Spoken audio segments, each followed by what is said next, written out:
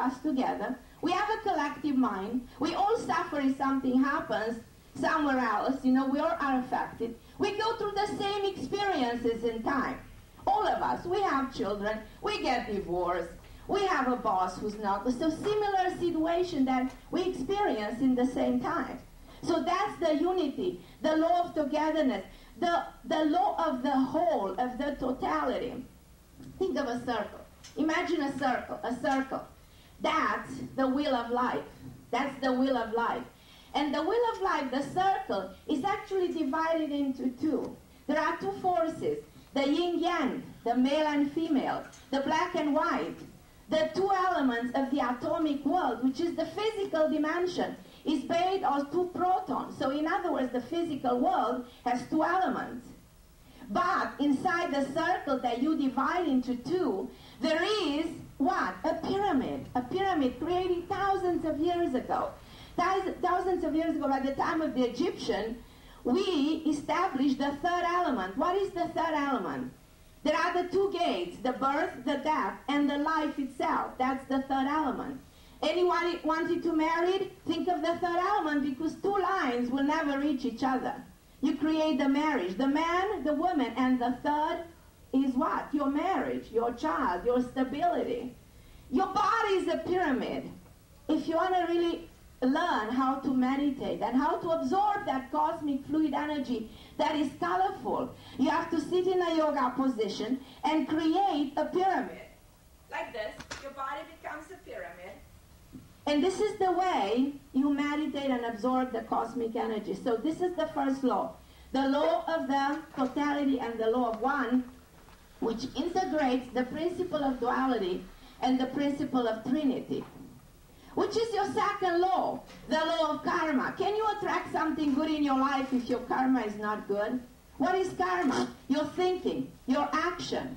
The way you relate to the world around is your karma. When you die, you don't take your bank accounts with you. You don't take anything with you. You take your karma, that will of the flesh.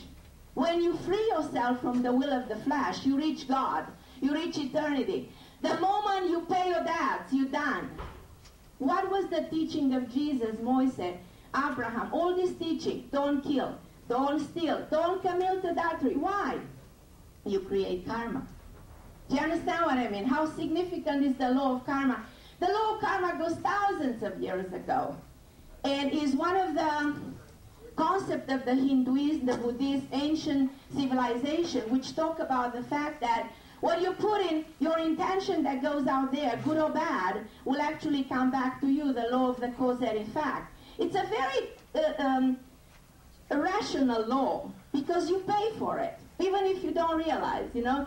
So it's the concept of justice according to the divine. So don't do bad, it's going to come back to you. That's the second major law of the divine. And the law of karma talks about the transmigration of the soul. The fact that you come to life to mold your character, to learn about love, forgiveness, acceptance, wisdom. That's why you come to life. So you come to the school of life, what? To create perfection, to be able to reach eternity. Because we are all imperfect people. We are creatures floated with a lot of imperfection, if you agree with me. As much as you pretend you are perfect, that kind of thing doesn't actually really exist. That's why we are here. This is the low level of consciousness. Now, when you create, as I said, bad karma, you have to fix it, to resolve it, to reach eternity and to reach God. Is there a better world out there? Without a doubt. There is a world beyond physics. That makes me strongly believe that I have to teach about metaphysics and this universal laws, because I want to make you all acknowledge and go inward and pay attention what's happening in your life.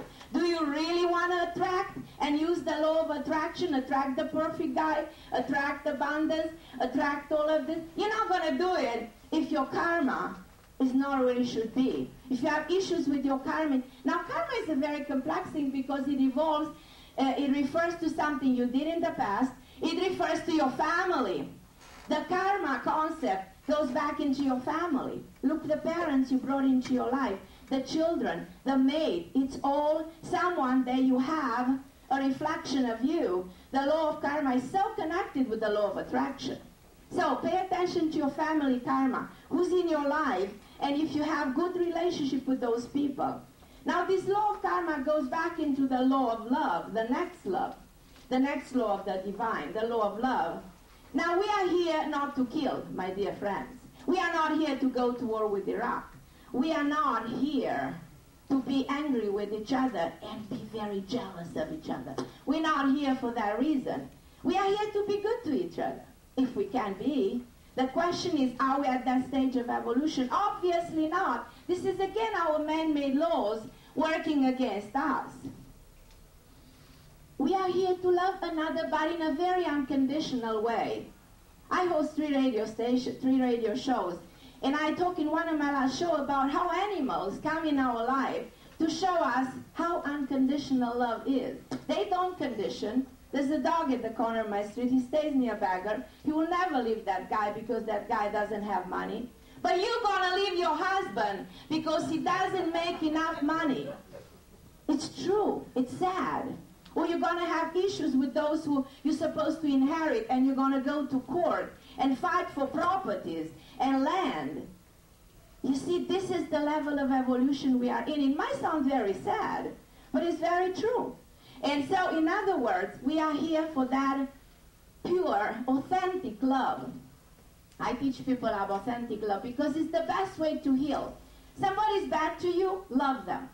Love them and give them, your heart and say, okay, if you're bad to me, that's your problem. It's not mine. We have to reach that stage of saying, domineering love, distort love, that's not love. Your mother who's abusive to you, she's not loving you. Your husband who's controlling you, that's not the love you need in your life. So this is what the universe will teach you about love. If you say, well, I don't understand the concept of love, we go into the next law, which is the law of wisdom. When Solomon was asking God, I want something. And God said, I grant you a wish. What do you want? I want wisdom. Where is your wisdom?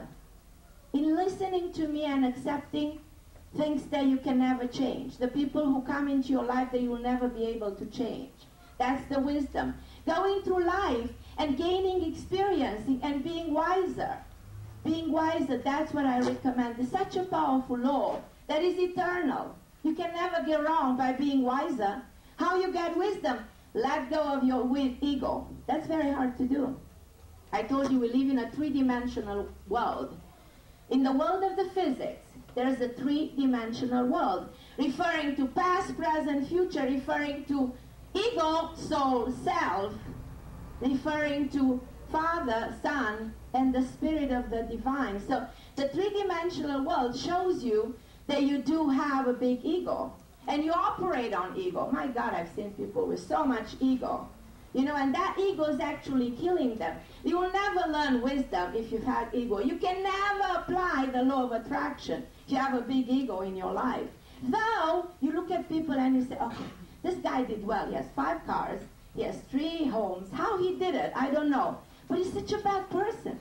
Is that success? Do you qualify that this guy applied wisdom or he's a happy person? Well, I can tell you no. I met so many rich people in my life. They come to me for whichever reason. And I see that they can never be actually really happy because they can never reach the stage of unconditional love and the stage of wisdom. When wisdom says, don't accumulate, you belong to God, that's a temporary thing, So acknowledge what it is about you that you need to appreciate and what it is that you have to learn to let go. And if there's something you have to let go of your ego, okay? What is the next law? The law of harmony. This universe is supposed to be harmonious. This universe is supposed to be peaceful and in harmony. Is this a harmonious universe? I'm just questioning you guys listening to me. I don't think we're at that stage. That's why we struggle so hard to create harmony in our life, to create harmonious relationship between each other. That's not easy to accomplish. And as I said, it's not easy because of all that heavy karma that we carry. Humanity has a lot of karma, accumulated for thousands of years. I mean, let's go back to the ancient Babylon.